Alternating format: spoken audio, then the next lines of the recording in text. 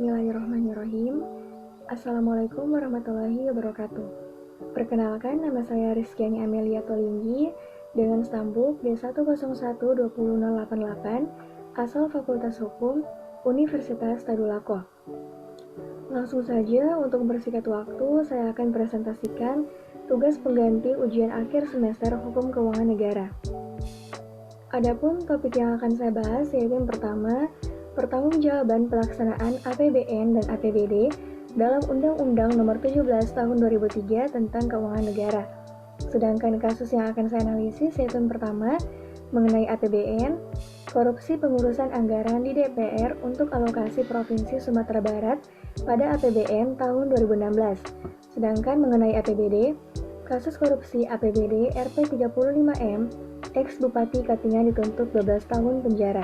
Langsung saja masuk ke topik yang pertama, yaitu pertanggungjawaban pelaksanaan APBN dan APBD yang terdapat dalam Undang-Undang Nomor 17 Tahun 2003 tentang Keuangan Negara.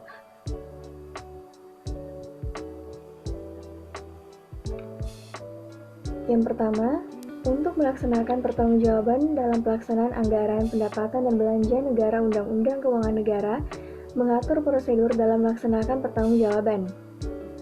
Sebagaimana dijelaskan dalam pasal 30 Undang-Undang Keuangan Negara, bahwa Presiden berkewajiban untuk menyampaikan rancangan Undang-Undang Pertanggungjawaban Pelaksanaan Anggaran Pendapatan dan Belanja Negara kepada DPR berupa laporan keuangan yang telah diperiksa oleh BPK selambat-lambatnya 6 bulan setelah tahun anggaran berakhir. Nah, laporan keuangan tersebut ini meliputi yang pertama, laporan realisasi APBN atau disebut dengan LR, neraca, laporan arus kas LK, laporan arus kas atau LAK, dan yang terakhir catatan atas laporan keuangan. Nah, untuk pelaksanaan APBN yang bertanggung jawab atas pelaksanaannya adalah BUN.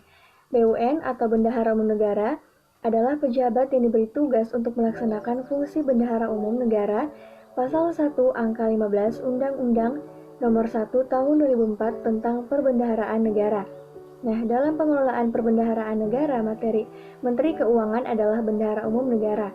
Menteri Keuangan dalam melaksanakan tugasnya sebagai Bendahara Umum Negara tersebut, selanjutnya menunjuk atau mengangkat kuasa Bendahara Umum Negara untuk melaksanakan tugas kebendaharaan dalam rangka pelaksanaan anggaran dalam wilayah kerja tertentu yang telah ditetapkan. Yang kedua, pertanggungjawaban pelaksanaan APBN. Untuk anggaran pendapatan dan belanja daerah sebagaimana dijelaskan dalam Undang-Undang Nomor 17 Tahun 2003 tentang Keuangan Negara, bahwa terhadap pelaksanaan anggaran pendapatan dan belanja daerah, gubernur atau bupati atau wali kota menyampaikan rancangan undang-undang pertanggungjawaban pelaksanaan anggaran pendapatan dan belanja daerah kepada Dewan Perwakilan Daerah berupa laporan keuangan yang telah diperiksa oleh Badan Pemeriksa Keuangan selambat-lambatnya 6 bulan setelah tahun anggaran berakhir. Nah, laporan keuangan tersebut ini meliputi yang pertama, laporan realisasi APBD, neraca, laporan arus kas, dan catatan atas laporan keuangan. Untuk pelaksanaan APBD yang bertanggung jawab atas pelaksanaannya adalah BUD atau Bendahara Umum Daerah. Bendahara Umum Daerah adalah PPKD, Pejabat Pengelola Keuangan Daerah. Yang ketiga, bentuk atau isi laporan pasal 32. Bentuk dan isi laporan pertanggungjawaban APBN atau APBD disusun dan disajikan sesuai dengan standar akuntansi pemerintah yang disusun oleh suatu komite standar yang independen dan ditetapkan dengan peraturan pemerintah setelah terlebih dahulu mendapat pertimbangan Badan Pemeriksa Keuangan atau BPK.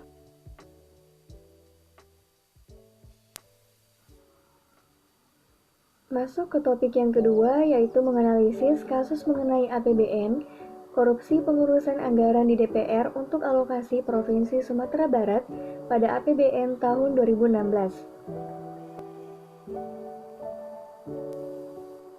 Nah, untuk kasusnya, teman-teman bisa melihat di presentasi saya kali ini.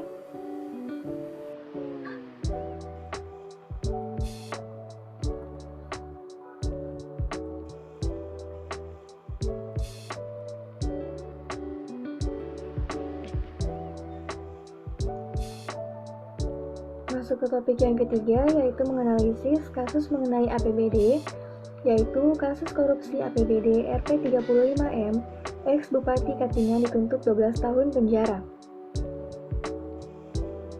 Untuk kasus yang ketiga, teman-teman juga bisa melihat di presentasi saya kali ini.